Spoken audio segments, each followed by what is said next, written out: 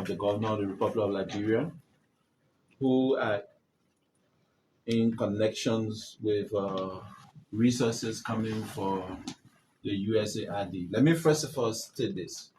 I want to give a special thanks and appreciation to the government and people of the United States for the support to the Liberian people and all that they have been doing. And we, as the people representatives, are requesting this audit so that we can know the gap. As we speak, USAID is implementing program in the health sector, in the educational sector, and in the agriculture sector. They are supporting the Ministry of Finance and other agencies. What we want to know, how much of that money that came to Liberia that directly supported our citizens in the programs, and how can we now revisit our spending as a government, considering the present gap.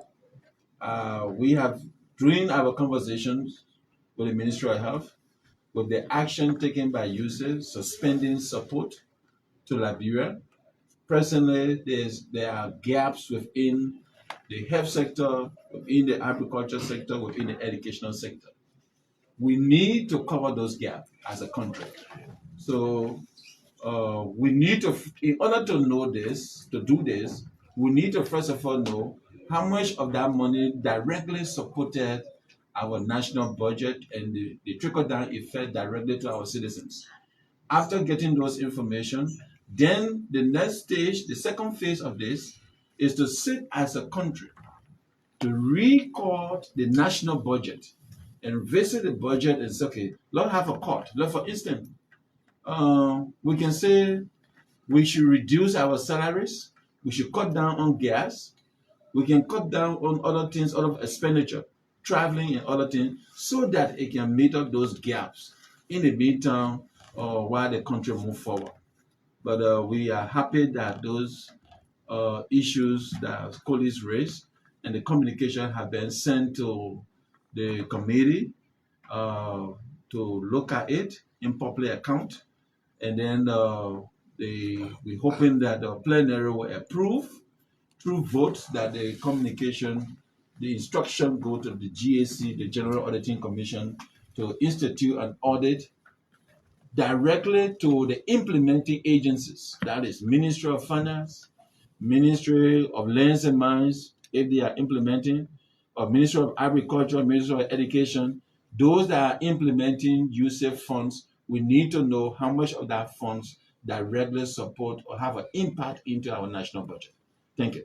All right, so we'll take questions. Obadiah Johnson from Front Page. Thank you, Obadiah Johnson from Front Page Africa newspaper. Saah Joseph, most often when people hear about audit, it raises concern about alleged misappropriation or misallocation. Are you sensing that heads or authorities of some government ministry agencies that benefited from the USAID fund may likely misallocate or misappropriate these funds? No, that's not my assumption. Okay. What I can say to you is that my goal is to look at a gap.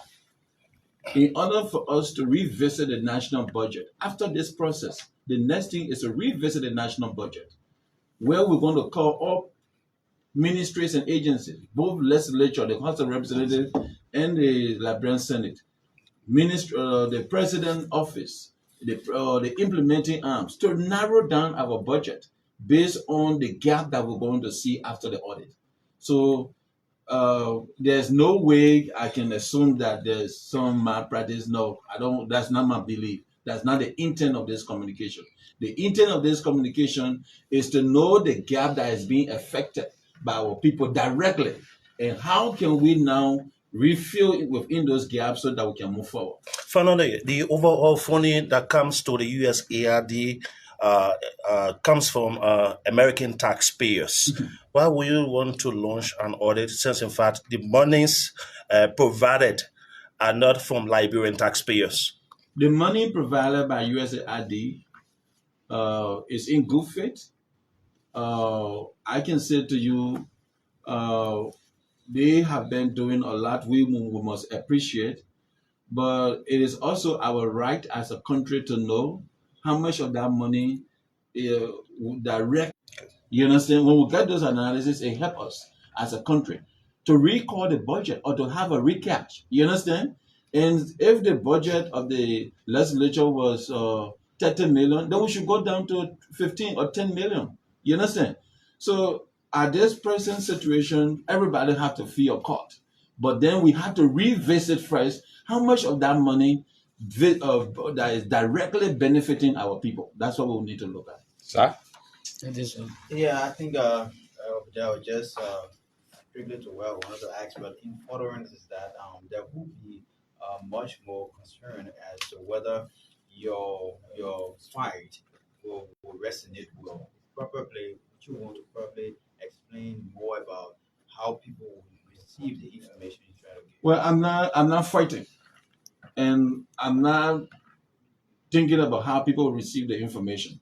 What I'm doing is to my responsibility. I do have oversight responsibility. Government and agency implementing international funding, we should know how they are being implementing them. How much have they received?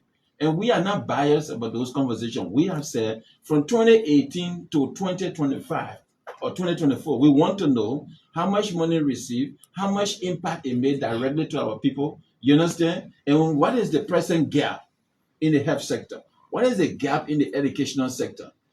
There could be some people going with all salary.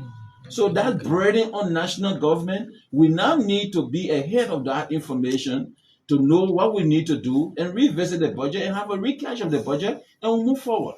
Thank you very kindly. Thank Thank you. you.